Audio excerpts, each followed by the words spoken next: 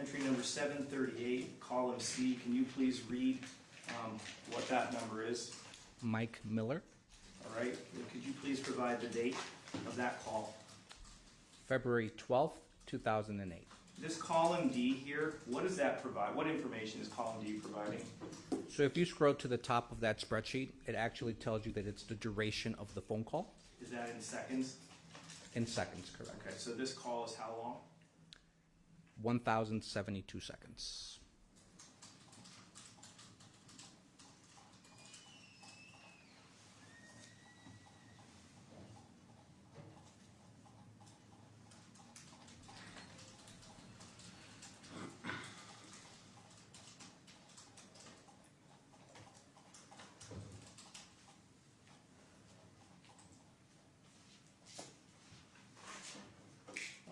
In this area here, cell number 1750, what is the date of this call?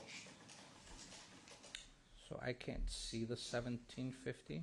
Sorry. Oh, you can't see it in the... Not on my monitor. Okay. Yeah, if you give me just a quick second here, maybe I can adjust the... Oh, it's cut off, yeah. It's cut off. Let me see if I can move it a little bit. Does that help you at all? Oh, perfect. Okay. So 1750, column 1750 is a phone call associated to Mike Miller, or And the phone what's numbers. the date on that? It's May 6, 2008. Okay, so these records include the 6th. It also includes May 8th. Is that correct? Correct. Were there calls made to Mr. Miller on the 8th? Yes. Okay. Let's turn to, you mentioned there are reports. So, was there a statistical summary done for Liz Labrador, analyzing the calls between Thomas Randolph's phone number and Liz Labrador's phone number? Yes. Opening call statistical summary. Liz Labrador. I'm going to enlarge this a little bit. So between December 20th, what was the date on? What was that date? Do we know what the date was? The first entry again? I don't want to misspeak. I don't Do recall. this. So it's December 20th, right? That's Correct, the first 2007. entry. Last entry is June 2nd. June 2nd, 2008, yes. Okay. So, how many total calls were made between Liz Labrador and the defendant's cell phone? If I can explain this sheet just Sure. really quick for the jury. So when I imported those raw records from T-Mobile into PLX, this sheet I actually chose which phone number I wanted to analyze.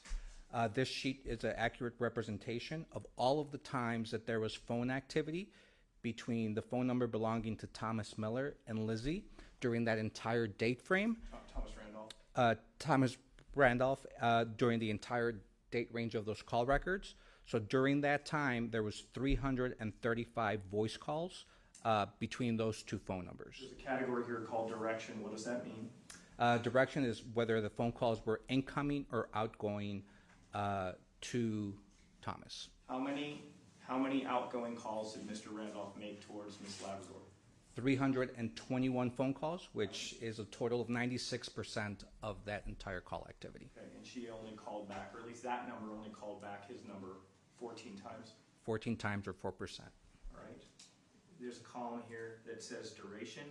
What percentage of those calls last over 2 minutes? 49% or 164 phone calls. All right. Aside from calling his voicemail, who was of the three numbers you were provided, Ms. Randolph, Ms. Labrador, and Mr. Miller, who was the number one most frequented call, aside from voicemail calls? Mike Miller was. Okay. Well, I guess I should have asked you to explain during what date range. Sure. I want to talk about the total range right now, from the 20th of December to June 2nd. Who was number one? Sharon Randolph. Okay. Let's just look at the calls. How many numbered here? This is 335 phone calls. All right. Now, between Lizzie. Yep. Let's publish a statistical summary for Ms. Randolph's cell, publishing that report. how many towards Ms. Randolph? 331 phone calls.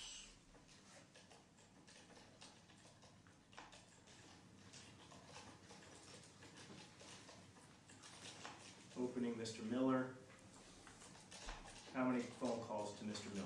234 phone calls. So during this range, Ms. Labrador is number one at 335, is that right? Yes, correct. Okay. What is the percentage of outgoing calls to Mr. Miller? I just want to verify that we're on the right spreadsheet. Can you show me the top of that? Sure. As in maybe minimize my document screen there. Okay. So we're looking at the Mike Miller spreadsheet. Yep. Incoming was 59 phone calls, or 25%.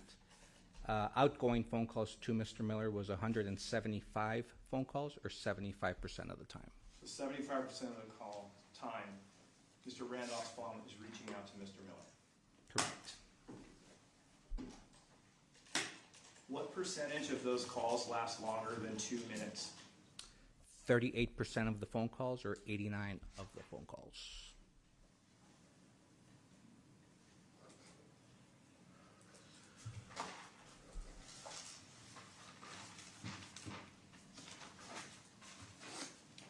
Additionally, you looked at home records as well, right? Correct.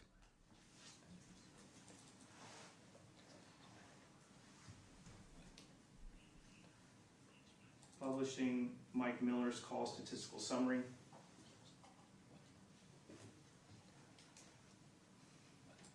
How many calls are being made from the home phone to Mr. Miller?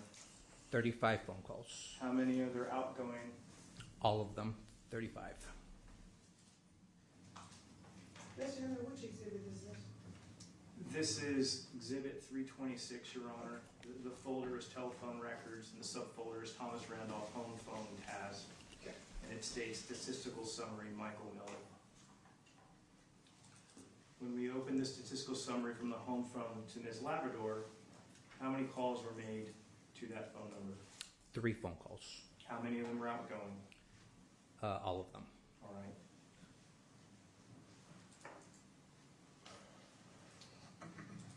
You mentioned that there is a calendar chart. Is that correct? Yes. I'm opening the cell phone task folder for Thomas Randolph. I'm opening the calendar chart for Mr. Miller. What are we looking at when we look at these calendars? All right, so on this particular view that we have up here right now, we're looking at February of 2008. The phone activity between those two phone numbers starts on February the 12th, and it's indicating that there was one outgoing phone call from Thomas to Mike Miller. The arrow at the top right indicates that that is less of activity as there normally is between those two phone numbers during the evaluated period. Okay. But as you go through this, you can basically see on a calendar how many times that they talk per day. Is that right? Correct. So for instance, an example of that, if you could go back, please. Sure. For February 21st, that box is green and the arrow shows pointing up. That would indicate that during that specific date, there was more phone activity than average between those two phone numbers. And essentially what we're looking at is this calendar captures those 234 phone calls from that statistical summary. Would that be correct? Correct, and just spreads it out month by month, day by day. I'd like to turn to the month of May. For the entirety of May leading up to May 8th, is there a day that they don't talk? Or are there calls happening every single day between Randolph and Miller? From May 1st through May 8th, every single day has phone calls. Okay, let's look at the month of April. Is there a single day? How many days in the month of April are there no activity? Only April 9th, or actually April 19th, April 22nd has no activity.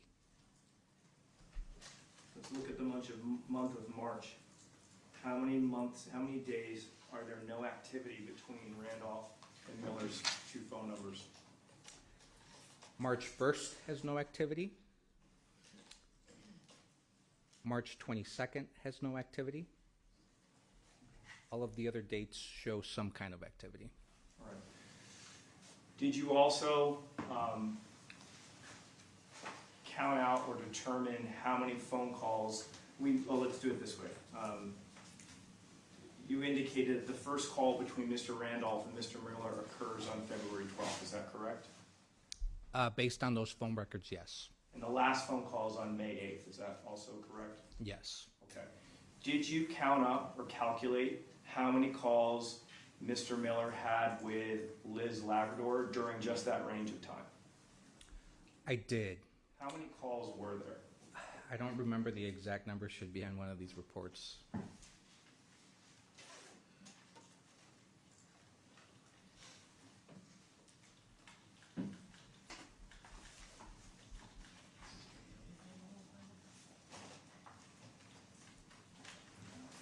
You could, Your Honor, if we just briefly approach. Yes.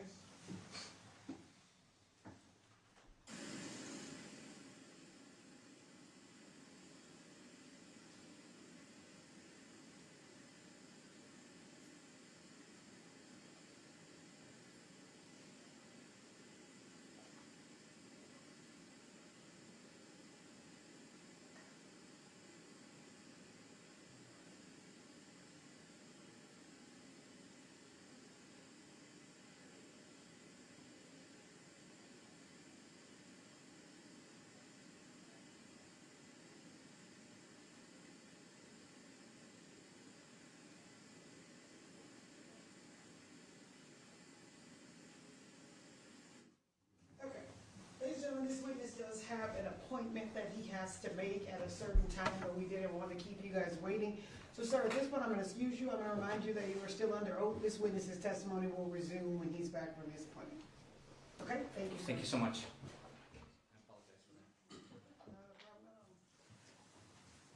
Sir, just remind you you're still under oath. Do not Yes. discuss your testimony with anyone. I will, thank you. Okay? State, you may call your next witness. We're going to call Jeff Smith for stand.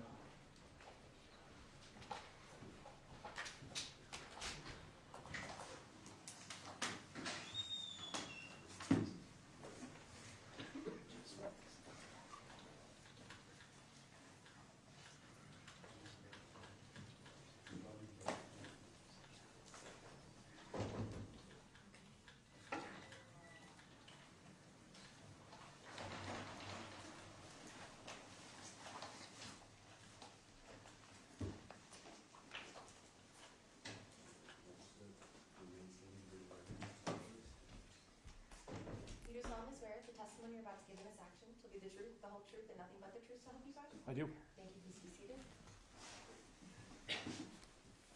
You can state and spell your name for the record, please. Jeff, Jeff Smith, Smith. State your name, Ewan. Thanks, Your Honor.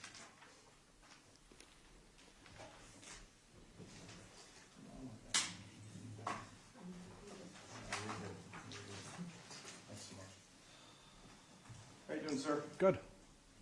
If you could, please tell us what you do for a living. I am a senior crime scene analyst with Las Vegas Metropolitan Police Department. All right. How long have you been with Metro? It'll be about 20 years in November. What do you do for a living, or what division are you currently assigned to at Metro? I am assigned to crime scene investigations. And have you been in that division essentially your entire time with Metro? Yes. All right. If you could, tell us a little bit about your training and educational experience. Training, basically, I got a business degree in accounting from Texas Tech, did that for a while, and then came out to Las Vegas. When you get hired on as a crime scene analyst, you go through about a 4-month academy where they teach you how to do everything you do on a crime scene, which starts with photography, taking notes, processing for latent prints, and then how we also recover and impound evidence. And then we also have training that goes on throughout our career, as far as homicide investigations, fatal traffic accidents investigations, officer-involved shooting investigations, things like that. Okay. So fair to say, even over the course of all these years, you continue to train and keep up with your education, correct? Yes, that's correct. All right. Were you working for Metro on May 8th, 2008? Yes, I was. And did you respond to a shooting event that occurred over at 6517 Rancho Santa Fe Drive here in Las Vegas, Clark County? Yes. When you responded to that area, was that under event number 0805083131? Yes. Who did you arrive there with in relation to your crime scene analyst team? Usually on a call like this, we'll have more than one. So it was myself, then it was Chelsea Collins, and then our supervisor, Gary Reed. All right. Is there a division of labor that occurs when a team of crime scene analysts go out to a scene? Yes, that's correct. Usually on a case like this, one of the crime scene analysts will do the photos and produce the crime scene investigation report, and then the other one will impound all the evidence from the scene and also do a diagram. What were your responsibilities on that night? I did the photos and report. All right. And what was Chelsea's responsibility? Chelsea impounded the evidence, and then she produced a diagram of the scene. Okay. And then your supervisor, did he do anything in particular, or was he there to assist? He's there to assist, work with us, work with homicide as far as us working all together, making sure that everything gets taken care of. So in this case, there were two bodies in this house. Is that right? Yes. Okay. Fair to say there was probably a large number of police in the general area. Yes, that's correct. When we arrived, the house has been secured by patrol, so they're making sure that the scene is kept pristine, and then they're also putting up their yellow crime scene tape and all that. In general, what is 6517 Rancho Santa Fe? And what I mean by that, is it a house, an apartment, a trailer? What are we talking about? It's a house, and it's located on the south side of the street, and the front of the house faces north, and it's a 3-bedroom, 2-bath house. Is it in a residential neighborhood? Yes. When you arrive to this scene, are there patrol officers much farther away from the house preventing people from coming in and out? Yes, that's what we'll do on a big call like this, is they're trying to expand their crime scene, or their crime scene tape, and making sure that, we just don't have people coming into the scene. So as part of the responsibility of some of these patrol officers to literally just block off certain roads, entry and access points? Yes, correct. So you mean they're not all stuffed inside the garage? There's not 20 patrol officers all just hanging out in the garage of your crime scene? Right, that's correct. They're out making sure that the crime scene, that people are staying out of the crime scene, as well as, patrol officers are staying out, as well as detectives and all that. Based on your experience well over a decade of doing this, when you start preserving or walling off a crime scene, does every patrol officer have a right to come walking through however they see fit? The patrol officers are told to stay out of the crime scene. Once everything is made static, and it's no longer a dynamic crime scene, once fire department or medical technicians make their way in, then they make sure that everyone stays out of this scene. I would imagine it's a goal of any police department to make sure that every crime scene is preserved, correct? Yes. And I'm not trying to make light of other crime scenes, but I would imagine when you have a double, it may even take on a heightened level of concern. Right, that's correct. Yeah, they want to make sure that everyone's kept out of the scene. When you were able to walk this entire scene, is that correct? Yes. When you walked the entirety of the scene, was it covered in police officers or law enforcement personnel? No, it was not. All right, let's talk a little bit about, first, I want to show you what's already been admitted as Stage 214. Do you recognize what we're looking at here? I do. What are we looking at here? That is going to be the diagram that Chelsea produced. All right. What are we looking at up here where there appear to be two vehicles? What is that? That is up at the top right corner is going to be the garage. Okay, is that kind of towards the front part of the house? Yes. Like I said, the house faces north, so you got the little N on top, which indicates north. So that up there is going to be that northeast corner. And if you went a little bit farther past the edge of the piece of paper, then you'd have the roadway, Rancho Santa Fe Drive. Analyst Smith, you have a mouse to your right. And if you look over to your right, you might be able to move that around, right? Can we? Okay, cool. Yep. It's moving. Okay. So, can you show us how you could enter the home from the garage? Can you show us where that is? The garage, the door leading into the house from the garage is going to be here, just by the foot of this deceased body right here. So there's a door going into the garage and it opens into a hallway. All right. And if you're walking through that hallway, so in this picture it would be to the right. What is to the right in that hallway? To the right in the hallway would be, it's just a wall there. Okay. If so you're- I'm just getting it backwards. So Yeah, to the- let's pretend we're just looking at the picture. Let's do it that way. Okay. All right. So as you walk through that hallway, what are these two little blue triangles? What is that? That is just a closet door. So there's just a hall closet right there. All right. When you go a little bit beyond that, what is to the right? Continuing, is there another room to that right? Yes, there is. It's I'm calling it the northeast bedroom, but it had been set up as an office. All right. You travel farther down the hallway. There appears to be a person or a body there. Who is that? That's going to be Sharon Randolph. Okay. Is there another bedroom to the right? Yes, there is. Then we're calling that the central bedroom or the east bedroom. Okay. Were there a set of drums in that room? Yes, So sometimes maybe if we called it the drum room, you wouldn't get confused. correct. Okay. Opposite the east bedroom and just over Sharon, what is that room to the left of Sharon?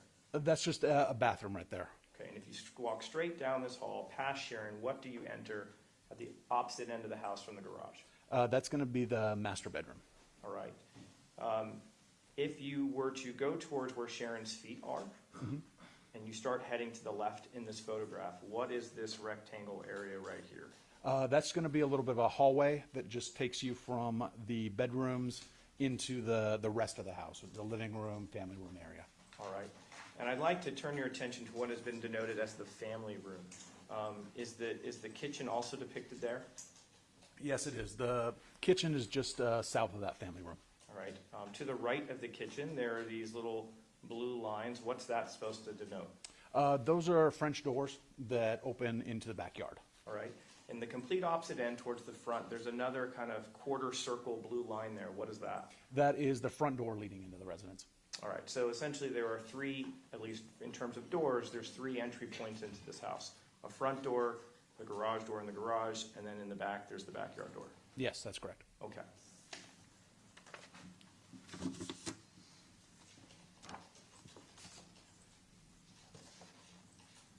Publishing Exhibit 1.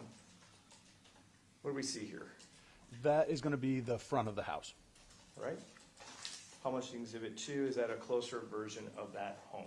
Yes, that's going to be just mainly showing the garage area there. Do you see anybody standing in that garage?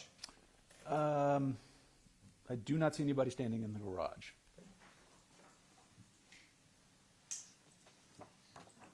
Publishing 3, what are we looking at here? That is the front door leading into the residence. Are there any people standing in this area? No. Publishing 4, what are we looking at here? That is going to be, this is the, on the right side of the picture is the house just to the west, and then you're kind of looking back towards kind of the northwest corner of the house at 6517. All right. Publishing 5, what do we see here?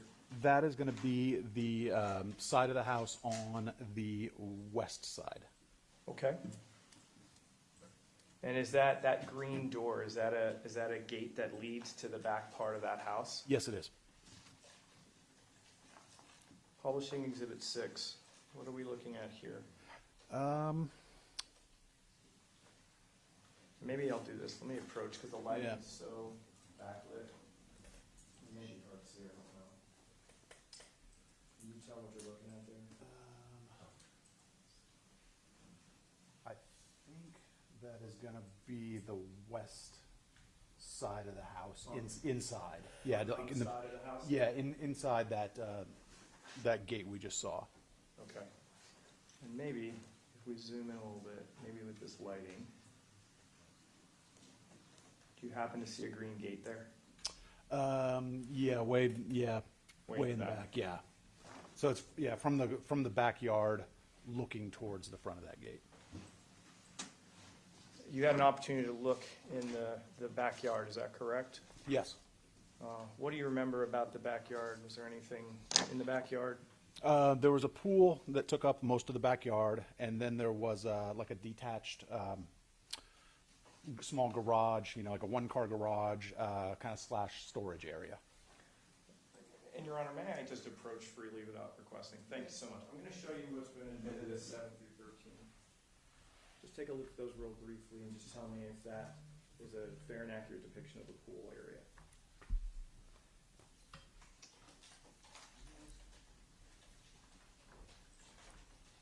Yes, it is.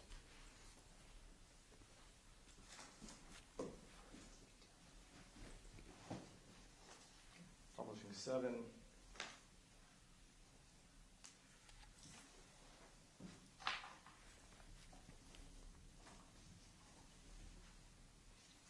Publishing 12. Wait, those are, I hope those weren't out of focus before. I apologize. Let's republish 7 for a second. That's part of the backyard of the house. Yes. Okay. Publishing 12. Is that panning more over to the right? Yes, correct. Is the back door to the house open or closed? It is open.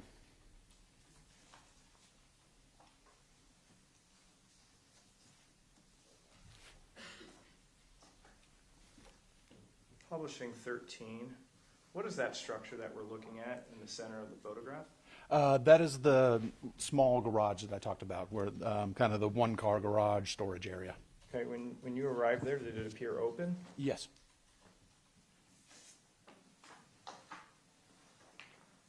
Approaching the 14 through 18, take a look at these and let me know if those are fair and accurate depictions of that structure you just described.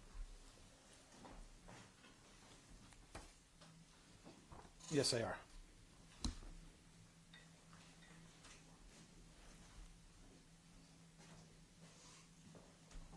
Publishing 14. Is that what it looked like? Yes.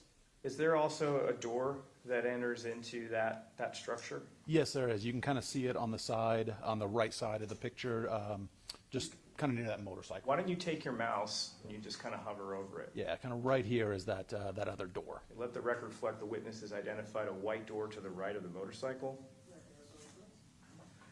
Did you notice anything that was in the door or the doorknob when you got there? There was a set of keys that was hanging in the doorknob. Publishing state 16. What are we looking at there? Those are the keys that I saw. Okay. Publishing 15. What are we looking at there? That's just a farther back picture of that door, with and you can see the keys that are hanging out of it. Were there any signs of forced entry to this door? No, there were not. And also in relation to the backyard door that went into the house, were there any signs of forced entry there? There were not.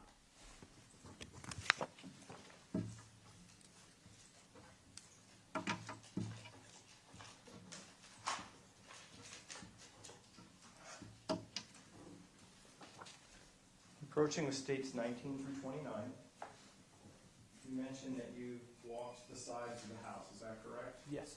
Take a look at these and let me know if these accurately depict the sides of this home from the exterior.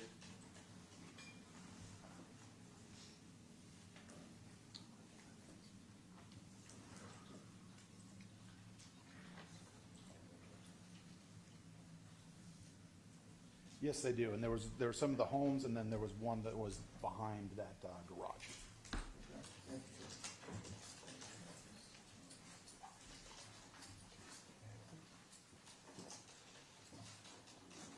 Publishing 19, publishing 20,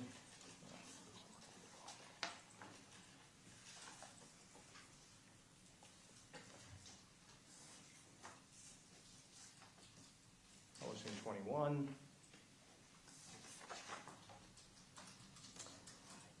You mentioned that there were gates, correct? Yes. To either side. I want to turn your attention to the west gate. Did something jump out to you about the west gate? There was a padlock that had been placed on the ground in the rocks. Like a combination lock? Yes. Okay. Publishing states 26. Is this that gate? Yes, it is. And you can see the lock is down in this area on the Let the rocks. record reflect the witnesses identified a kind of a darkened, almost black silver object between what appears to be a red flower pot and a rock. Publishing 27, is that kind of closer look at the door to the gate? Yes, Publishing 29, is that combination lock? yes, it is.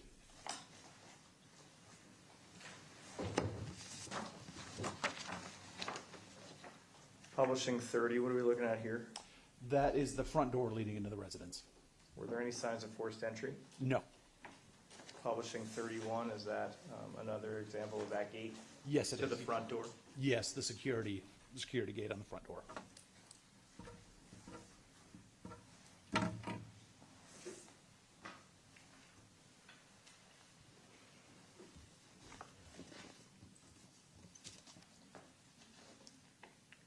Publishing 32, what are we looking at here? That is looking at the garage. All right. How many vehicles are in this garage? There are two. I want to have you turn your attention to the sedan. Did you find anything that was impounded that was to the left of that sedan in this photograph? Yes, there was a cartridge case on the left side of that sedan, kind of right up next to the wall. All right. Publishing 33. Is this a close-up version of that sedan? Yes.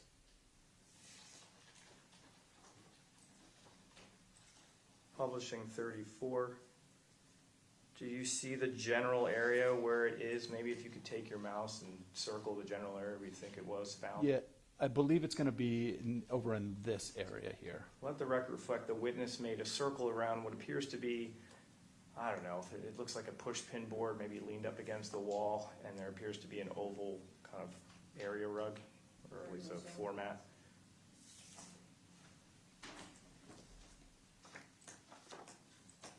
Publishing 35, do you see, and I may need to zoom in. Do you see that card case? I do, and that's going to be that cartridge case right there. Okay, let the record reflect the witnesses identified a small object just, I don't know, to the upper left of that floor mat near the wall.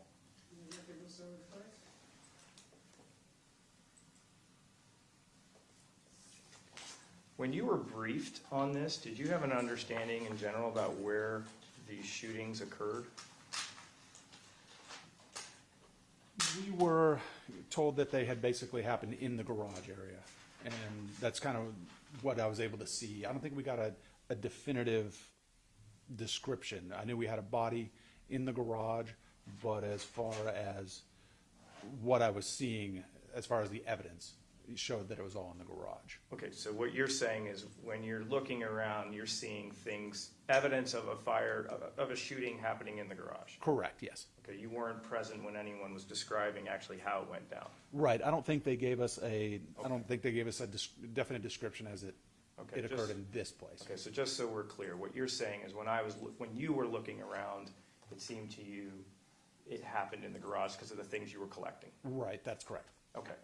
Publishing 30, this is 36, is that kind of a close-up of that? Yes, it is.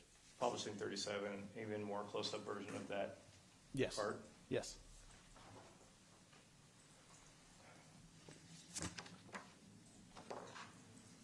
Publishing 38, what are we looking at here? It's just showing the cargo area of the SUV. Was anything